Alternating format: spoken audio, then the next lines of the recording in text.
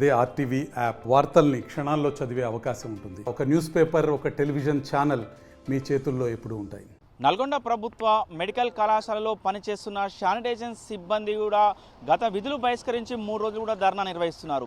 వారికి రావాల్సిన వేతనాలు సరిగా రావట్లేదు. కాంట్రాక్టర్ మమ్మల్ని వేధింపులకు గురి చేస్తున్నారు. గత 5-6 నెలల నుంచి కూడా మాకు సరైన వేతనాలు రావట్లేదు. ఏదైతే వేరే జిల్లాలలో ఉన్నటువంటి మెడికల్ కళాశాలకు సంబంధించిన బిల్లులు కూడా వాళ్ళకి ఇచ్చిన శాలరీలు కూడా మాకు ఇవ్వట్లేదు. మొత్తంగా మాకు కావాల్సిన 5-6 నెలల జీతాలు కూడా ఇంతవరకు రాలేదు. 15,600 రూపాయలు కూడా ఇప్పటి వరకు ఇవ్వాలి, కానీ మాకు 15,600 రూపాయలు ఇవ్వట్లేరు. కాంట్రాక్టర్ మమ్మల్ని చాలా ఇబ్బంది పెడుతున్నారని కూడా గత విధులు బహిష్కరించి కూడా వాళ్ళు ఏదైతే మెడికల్ కళాశాల ముందు కూడా వీళ్ళు ధర్నా చేస్తున్న పరిస్థితి కనపడుతుంది. ఎవరైతే శానిటైజేషన్ సంబంధించిన సిబ్బంది ఉన్నారో వారితో మాట్లాడించే ప్రయత్నం చేద్దాం. వాళ్ళ పరిస్థితులు ఏ విధంగా ఉన్నాయని తెలుసుకునే ప్రయత్నం చేద్దాం. చెప్పండి, ఏంటి మీరు 3 రోజులుగా సమ్మె చేస్తున్న పరిస్థితి ఉంది, ఏంటి మీకు ధర్నా, ఏంటి ఉద్దేశం ఏంటి? వేతనాలు పెరగాలని, టెండర్ మారాలని, 5-6 వేలకు మాకు పూట గడుస్తలేదు. దాని గురించి జీతాలు పెరగాలని చేస్తున్నాం ధర్నా. కాంట్రాక్టర్కు చెప్పారా మాకు సరిపోవట్లేదు ఏంటి అని? ఏజెన్సీకి లెటర్ ఇచ్చాం, కలెక్టర్కు లెటర్ ఇచ్చాం, ప్రిన్సిపల్ మేడానికి ఇచ్చాం, కాలేజీ యాజమాన్యానికి ఇచ్చాం, అందరికీ లెటర్ ఇచ్చాం. కలెక్టర్ గారు కూడా డిఎస్పీకి, ఎస్పీకి ఇవ్వమన్నారు, అక్కడ కూడా ఇచ్చొచ్చాం. 2 టౌన్లో కూడా ఒకటి ఇచ్చాం. 8,600 ఇస్తున్నారు, మాకు 6,000 ఇస్తున్నారు. సార్ ఇప్పుడు 4 సంవత్సరాల నుంచి చేస్తున్నాము. మాకు అదే 5,000, 6,000, 5,000 ఇచ్చిర్రు ఫస్ట్. కొన్ని రోజులు ధర్నా చేస్తే 6,000 ఇచ్చిర్రు. మేము ఉండంగానే, మేము 30 మంది ఉండంగానే మళ్ళీ వాళ్ళని అవుట్సోర్సింగ్ వాళ్ళని పెట్టుకుర్రు. వాళ్ళకు 15,000 ఇస్తుర్రు. వాళ్ళకు 15,000 ఏంది, మాకు 6,000 ఏంది. అట్లా కూడా మాకు కావాలని ఎన్నోసార్లు ధర్నా చేస్తే కూడా మీ టెండర్ మారాలమ్మా, మీకు టెండర్ మారితేనే మీ జీతం మారుతుంది అంటారు. ఆ టెండర్ మారనిస్తలేరు, మాకు జీతం పెంచనిస్తలేరు. మేము ఈ కలెక్టర్ కాడికి పోయినాము, ఎమ్మెల్యే కాడికి పోయినాము, అందరి కాడికి పోయినాం. తిరిగి మాకు ఇది అయింది. మాకు పెరిగిందాక, టెండర్ మారిందాక మేము లేవమని ధర్నా కూర్చున్నాం సార్.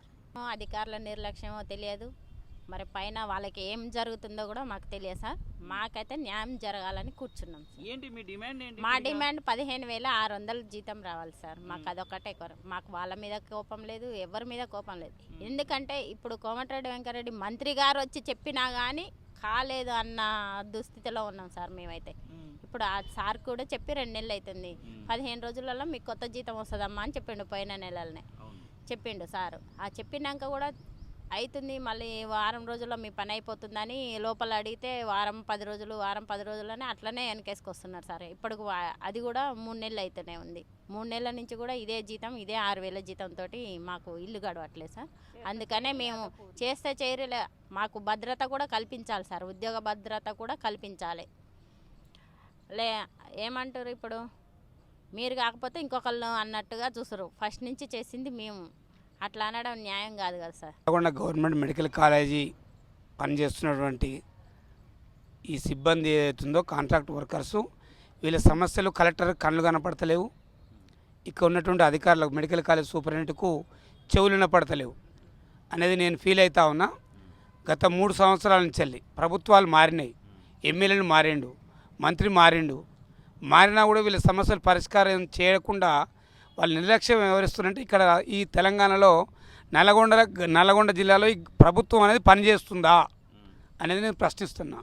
ప్రభుత్వం పనిచేసినట్లయితే సోమవారం వరకు, ఇవాళ నేను ఇక్కడ చెప్తున్నా, శనివారం మీ టీవీలో ఈరోజు వార్త వస్తే రేపటి వరకు ఈ సమస్య పరిష్కారం కావాలా. ఒక కాంట్రాక్టర్కు 15,000 ప్రభుత్వ జీవో ప్రకారం డబ్బులు ఇస్తారు గవర్నమెంటు, వీళ్ళకి 5,000, 6,000 ఇస్తారని 3 ఏళ్ళ తను మొత్తుకున్నా కూడా పరిష్కారం చేస్తారంటే పోయిన కలెక్టర్ ఏం చేస్తుంది, ఇప్పుడున్న కలెక్టర్ ఏం చేస్తారు, జాయింట్ కలెక్టర్ ఏం చేస్తుండు, ఇక్కడ మెడికల్ కాలేజ్ ప్రిన్సిపల్ ఏం చేస్తారు? అసలు ఇది నాకు ఇవ్వాలనే ఈ దృష్టికి వచ్చింది సమస్య. 2-3 ఏళ్ళ సంది కూడా నేను పత్రికల్లో చూస్తున్నా, కానీ నేను స్పందించలే. ఇవాళ స్పందిస్తున్నా, ఇవాళ అనుకొని తెలుసుకొని ఇక్కడికి వచ్చిన. సోమవారం నాడు వరకు ఇలా పరిష్కారం కాకపోతే నేనే ఈ ఒక మనిషిని, శ్రవణ్ కుమార్ అనే మనిషిని అమరణ నిరాహార దీక్ష కూర్చుంటా. నన్ను అరెస్ట్ చేసినా లేదు, జైలుకి పోయినా లేదు. లేనట్లయితే వీళ్ళ పరిష్కారం కాకుండా ఎట్లా కావాలనో నేను చూసుకుంటుంది అనేది ఈ సందర్భంగా ప్రభుత్వాన్ని హెచ్చరిస్తున్నా. 24 గంటల 48 గంటల ఈ 48 గంటల్లో సమస్య పరిష్కారం కావాలా. కానట్లయితే కలెక్టర్ ఇంటి దగ్గర పోయి ఆడనే నిరాహార దీక్ష చేస్తాననేది.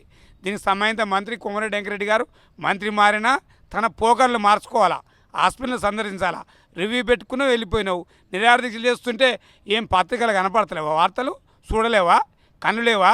ఇక్కడ ఉన్న కాంగ్రెస్ అధ్యక్షుడు ఏం చేస్తుండు, మున్సిపల్ చైర్మన్ ఏం చేస్తుండు? ఎమ్మడే పరిష్కారం కావాలా.